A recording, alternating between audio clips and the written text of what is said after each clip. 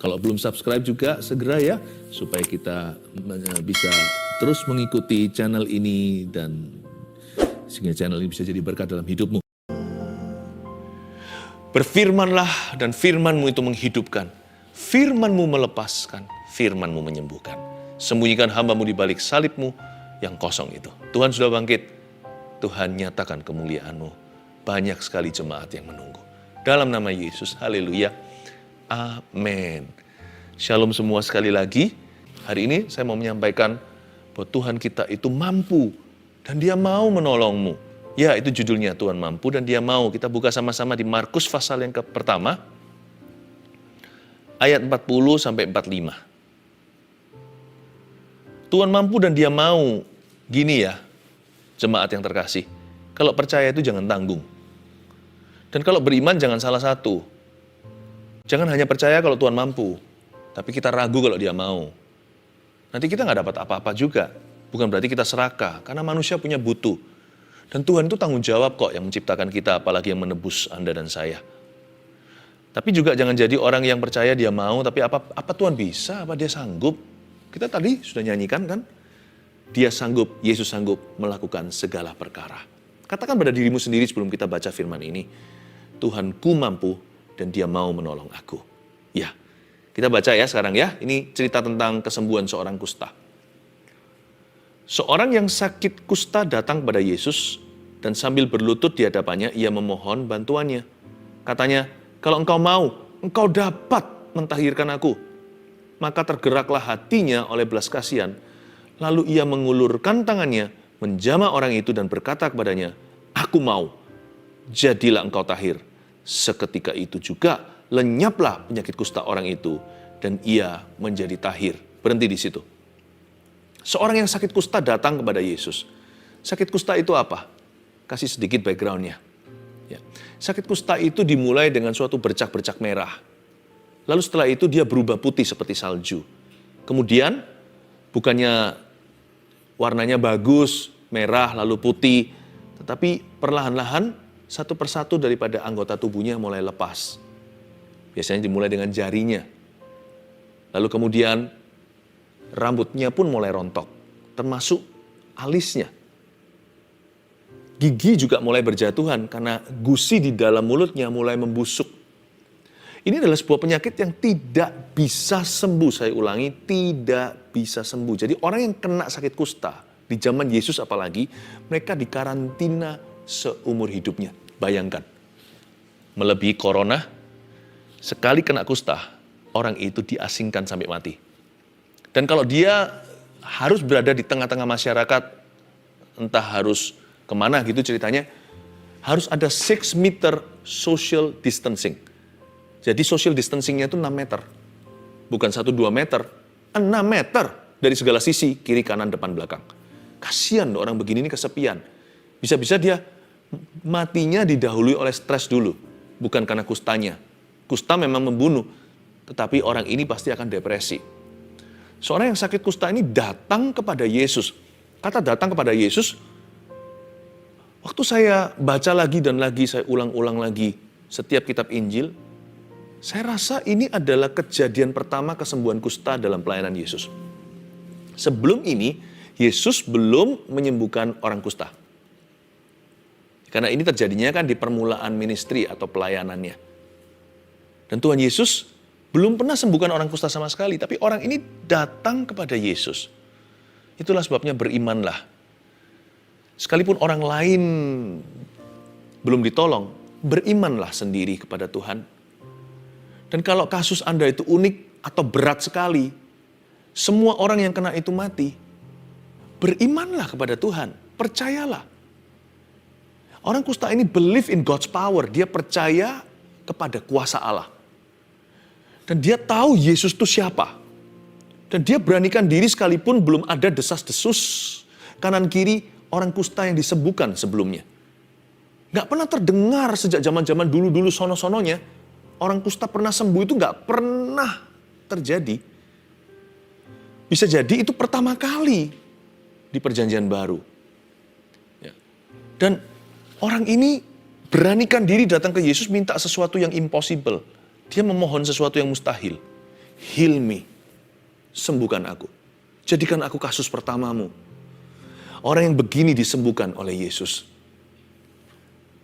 Tapi dia datangnya bukan dengan iman besar. Kalau Anda baca sekali lagi, orang kusta itu datang pada Yesus sambil berlutut di hadapannya. Ia memohon bantuannya. Sambil berlutut ini bukan karena orang ini pandai menyembah. Saya yakin dia baru kenal Tuhan.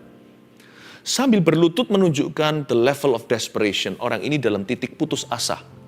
Dia betul-betul desperado. Sampai berlutut mencium tanah.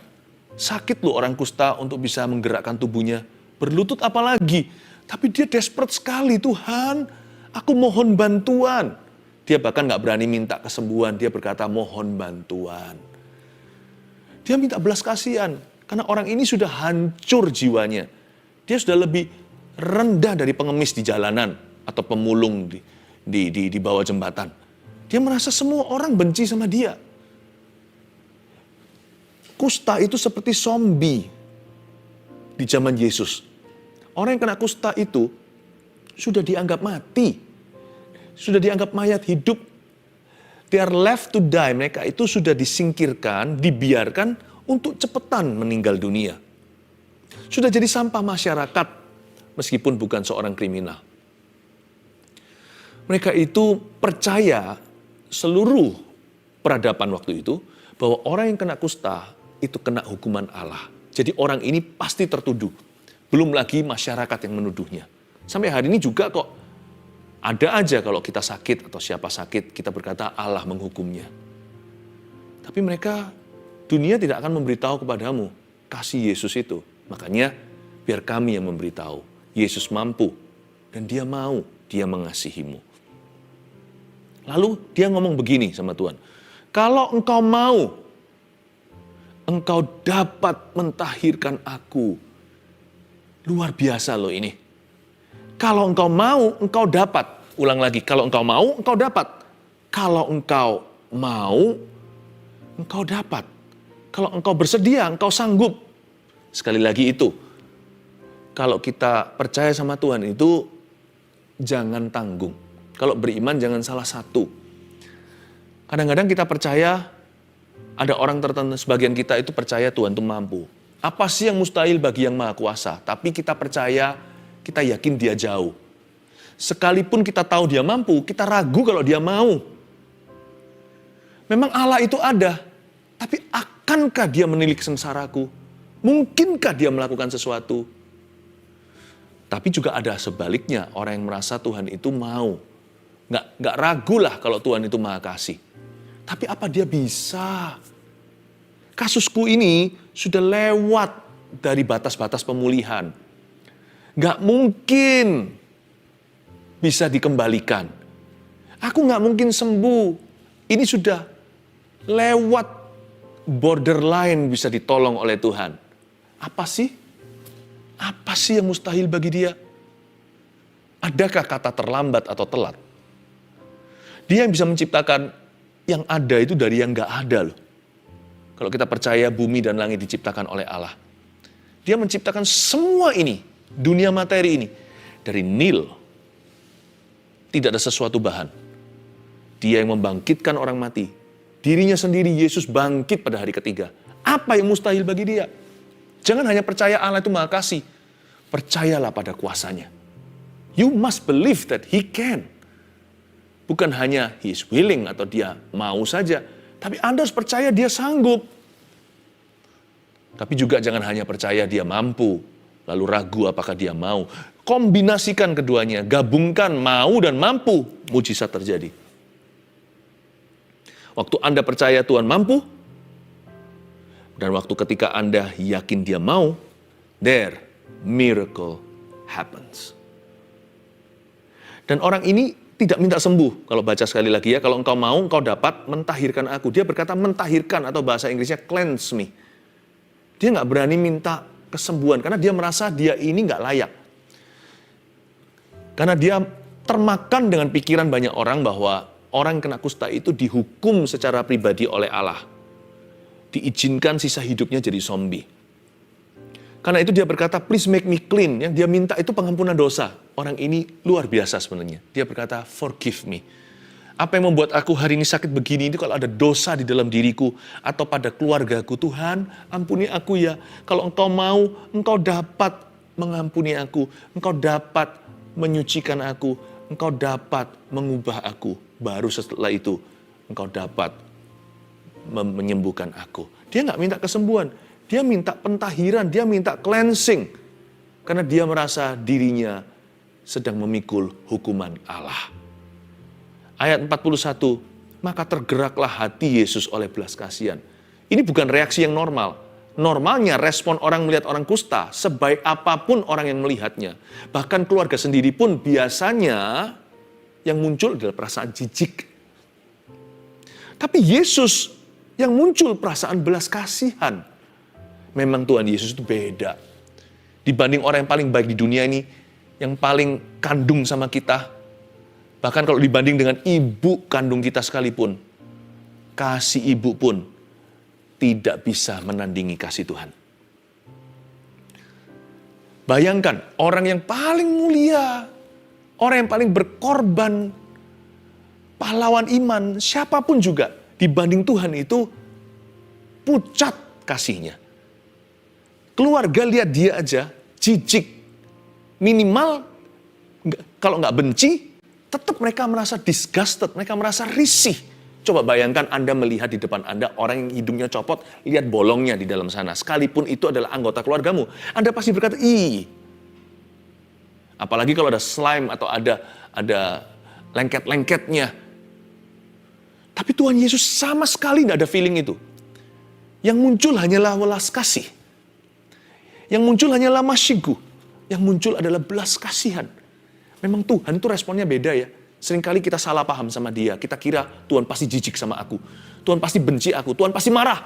Dia murka. Ternyata enggak. 1001 tebakan manusia selalu luput tentang Tuhan. Makanya itu harus kembali ke firman. Justru ketika kita kira Tuhan marah, malah Tuhan itu menangis melihat kita.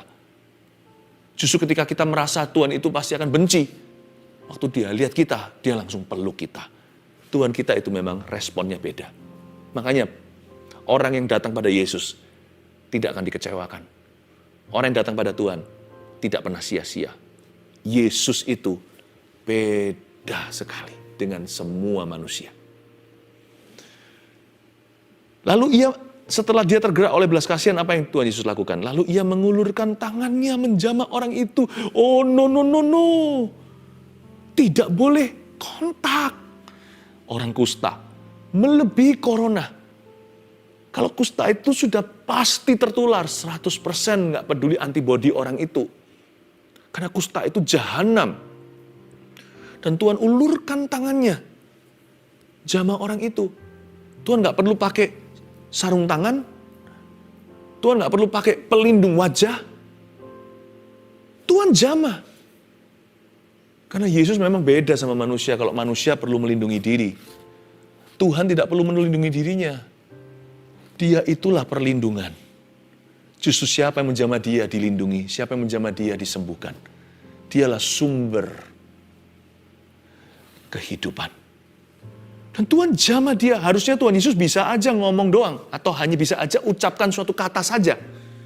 Be healed. Berkali-kali kan dalam kasus-kasus kesembuhan yang Yesus lakukan.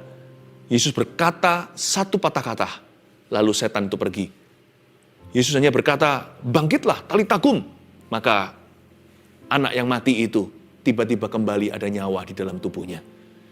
Tidak sanggupkah Tuhan Yesus hanya mengucapkan sesuatu? Tapi kenapa Tuhan melakukan berlebihan?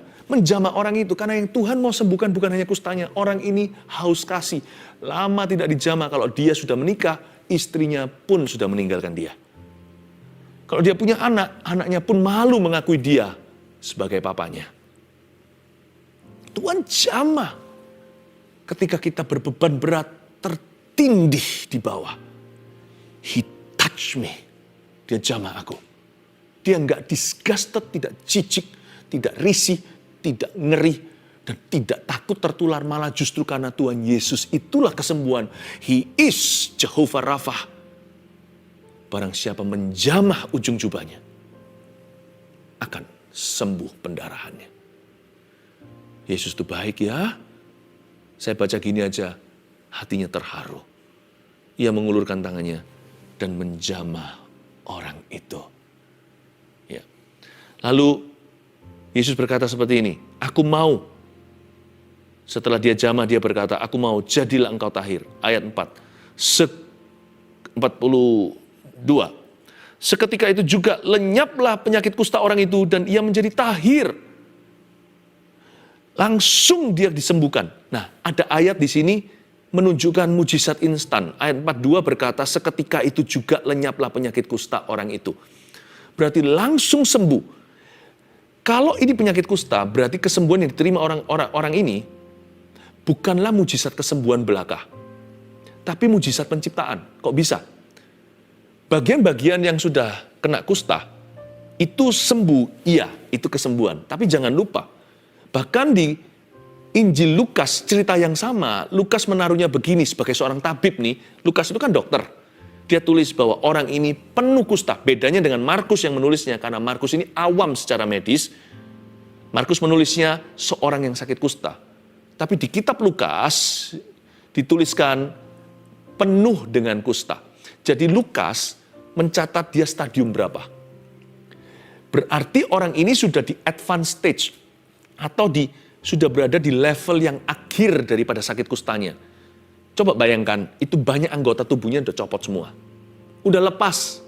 Jadi ketika dikatakan seketika itu juga lenyaplah penyakit kusta orang itu, ini bukan mujizat kesembuhan saja, ini mujizat penciptaan. Mungkinkah hidungnya tiba-tiba ada baru? Bagi Tuhan tidak ada yang mustahil.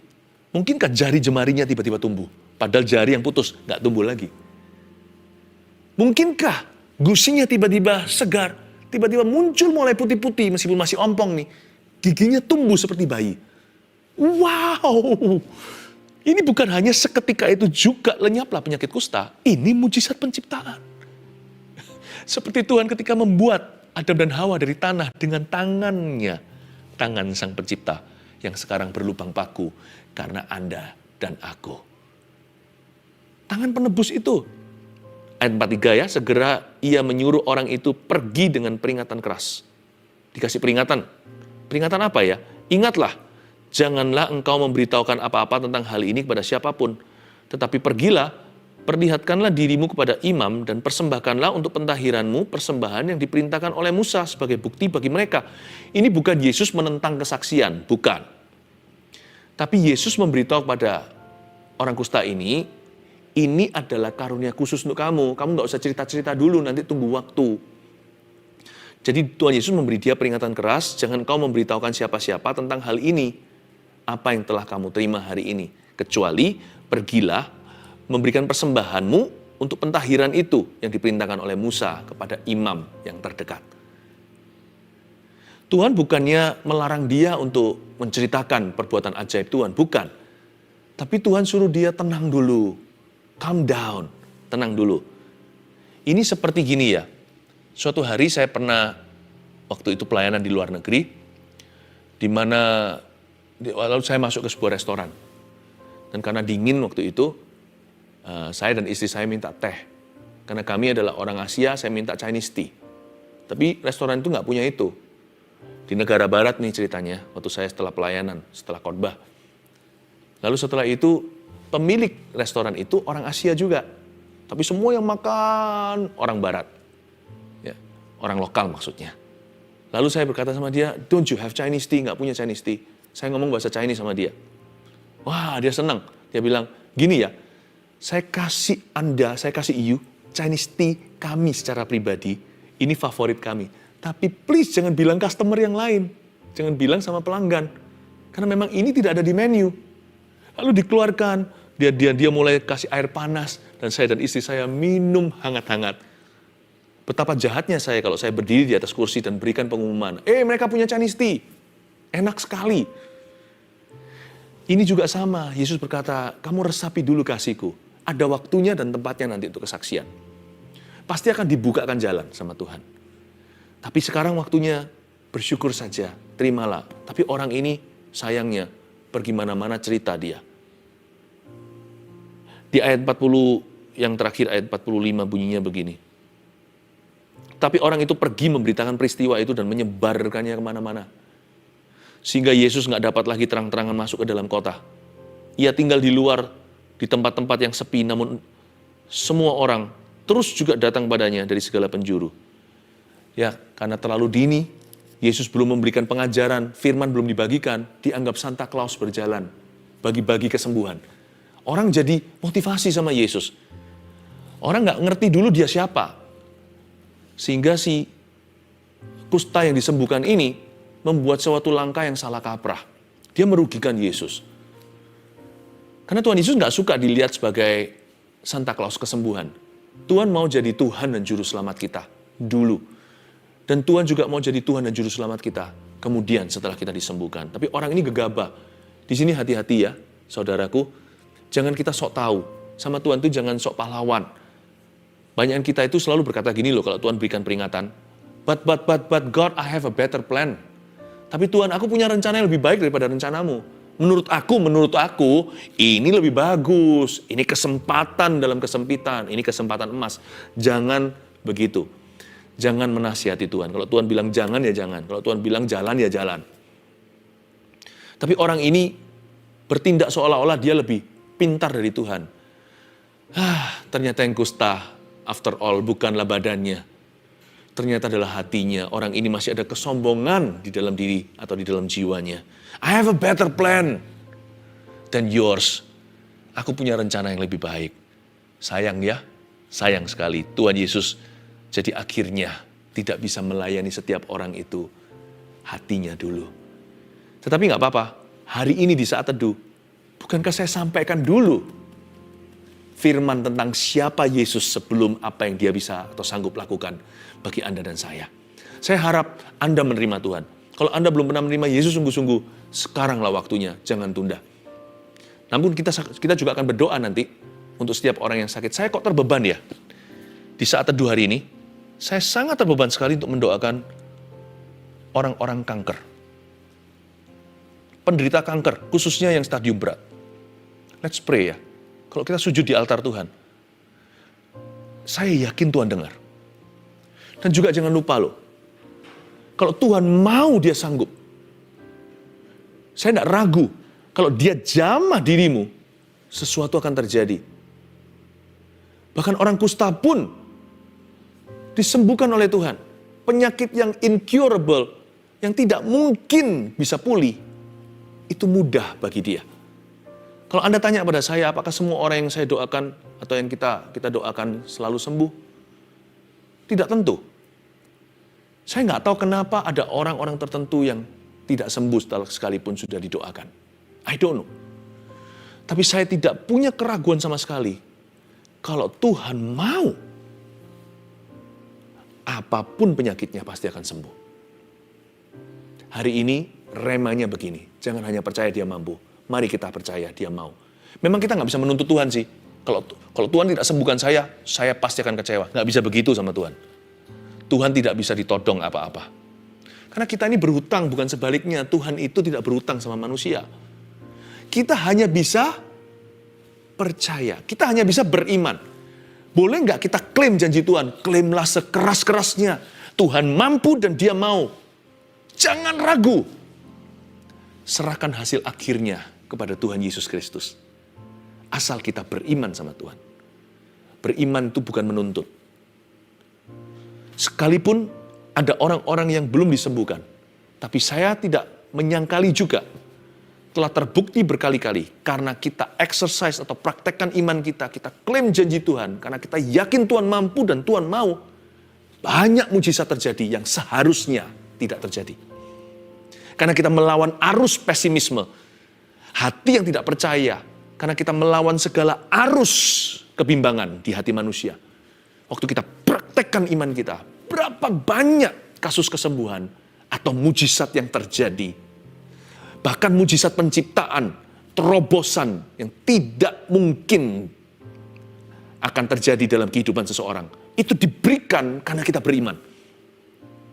Itulah yang menjadi kekuatan saya. Untuk terus berdoa bagi orang sakit. Untuk terus berdoa bagi orang-orang yang membutuhkan sebuah mujizat dalam hidupnya. untuk terus berdoa bagi orang yang membutuhkan pertolongan, bantuan, dan terobosan. For I believe in miracles because I believe in God. Saya percaya mujizat masih terjadi karena saya percaya kepada Tuhan. Catat 3 hal ini, mari kita klaim ini hari ini. Jangan ragu sama sekali. Jangan biarkan semua kejadian yang sekeliling Anda itu membuat Anda bimbang. Atau apa kata orang. Atau siapa belum sembuh. Let's just believe kita lawan arus, oke? Khususnya para penderita kanker. Tuhan mampu dan Tuhan mau. Nomor 1, saya kasih 3 poin ini untuk Anda catat. Tuhan mau menyembuhkan penyakitmu. Catat itu rema kita di saat teduh kali ini. Tuhan mau menyembuhkan penyakit saya. Tuhan mau sembuhkan sakitku. 2, Tuhan mau memulihkan hidupmu. Katakan pada diri sendiri, Tuhan mau, lebih dari mau. Dia mampu, lebih dari mampu untuk memulihkan hidup saya hari ini. 3, Tuhan mau menciptakan sesuatu yang baru. Mujizat penciptaan, ingat tadi. Bukan hanya kesembuhan dan kelepasan. Tuhan mau menciptakan sesuatu yang baru. Katakan pada dirimu, Tuhan mau menciptakan sesuatu yang baru untukku. Tuhan menciptakan yang ada dari yang tidak ada sama sekali. Sekalipun aku tidak bermodal apa-apa, asal aku bermodal iman. Aku lawan arus. Kalau orang lain belum mendapat jawaban doanya, tidak akan melemahkan hatiku. Biarkan diriku menjadi kasus pertama, seperti orang kusta ini yang pertama kali sembuh di perjanjian baru. Itu pasti melompat para imam ketika melihat dia. Mereka hafal ini si kusta. Karena orang kusta langsung dikasih label di masyarakat. Ketika dia datang memberikan persembahannya, aku sembuh. Semua terperanjat. Jadikan kasusmu menjadi kasus yang membuat dunia tercengang. Karena kalau Tuhan bekerja, mujizatnya tidak bisa disangkali. Apapun yang Tuhan lakukan, pasti akan terbukti. Dan Tuhan mau menciptakan sesuatu yang baru. He wants to create something new. Katakan pada dirimu, Tuhan mau menciptakan sesuatu yang baru untuk saya. Apa yang ada dari yang tidak ada. Believe with me. Only believe. Saya ajak kita percaya, karena sebentar lagi kita akan praktekkan iman sama-sama. Memindahkan gunung, termasuk kanker itu dicampakkan ke dalam lautan selama-lamanya. Maukah Anda percaya bersama dengan saya? Kalau dia jamah, tidak ragu. Sesuatu pasti terjadi atasmu. Haleluya. Haleluya. Tertindih dengan beban berat.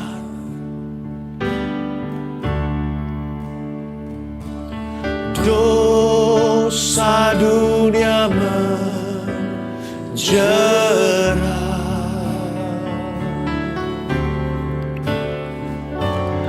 Lalu ku datang pada Yesus. Dia beriku kelegaan.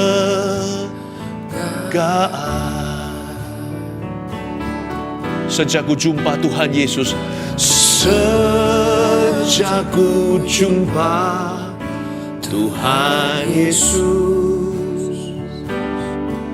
Mari kita lawan arus. Dosaku telah ditebus